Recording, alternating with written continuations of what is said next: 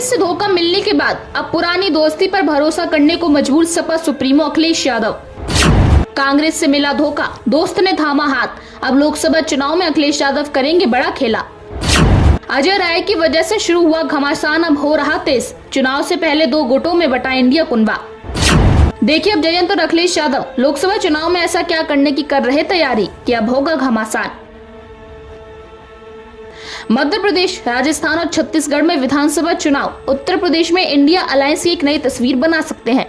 मध्य प्रदेश में कांग्रेस ने समाजवादी पार्टी को तवज्जो नहीं दी और अब राजस्थान में पार्टी ने जयंत चौधरी की अगुवाई वाली राष्ट्रीय लोक दल के साथ भी यही किया। साल 2018 के विधानसभा चुनाव में कांग्रेस के साथ 2 सीटें भरतपुर और मालपुरा पर चुनाव लड़ने वाली रालोद को पार्टी ने चुनाव में अभी तक सिर्फ 1 सीट दी है।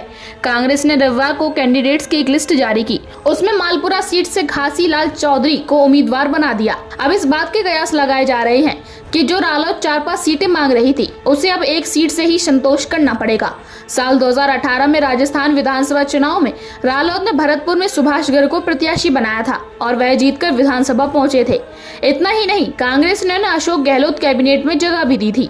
अब एमपी में सपा और राजस्थान में रालोद को सीटें न देकर कांग्रेस ने अपने वरिष्ठ नेताओं की बात को पुष्ट तो कर दिया है कि इंडिया अलायंस विधानसभा चुनाव नहीं बल्कि लोकसभा चुनाव के लिए बना है। लेकिन क्या मौजूदा सीट शेयरिंग का असर यूपी में लोकसभा चुनाव के दौरान पड़ेगा, यह कहना अभी आसान नहीं है। सपा के राष्ट्रीय अध्यक्ष अखिलेश यादव पहले ही अपने बयानों से यह स्पष्ट कर चुके हैं कि जैसा कांग्रेस ने उनके साथ किया है वैसा ही यूपी में हो सकता है। सपा और कांग्रेस के बीच जब एमपी में सीट शेयरिंग पर विवाद हुआ तब जयंत चौधरी और रालोद चुप रही। हालांकि अब राजस्थान में सिर्फ 1 सीट पाकर रालोद का कांग्रेस के प्रति क्या रुख होगा यह वक्त बताएगा। राजनीतिक जानकारों का मानना है कि सीट शेयरिंग को लेकर अब चुप बैठी रालोद यूपी में सपा के साथ कांग्रेस को आंख दिखा सकती है। अखिलेश यादव ने बीते दिनों सपा कार्यकारिणी की बैठक में यह ऐलान किया था कि उनकी पार्टी 65 सीटों पर चुनाव लड़ेगी। वहीं रालोद यूपी में 10 से 12 सीटों की मांग कर रही है।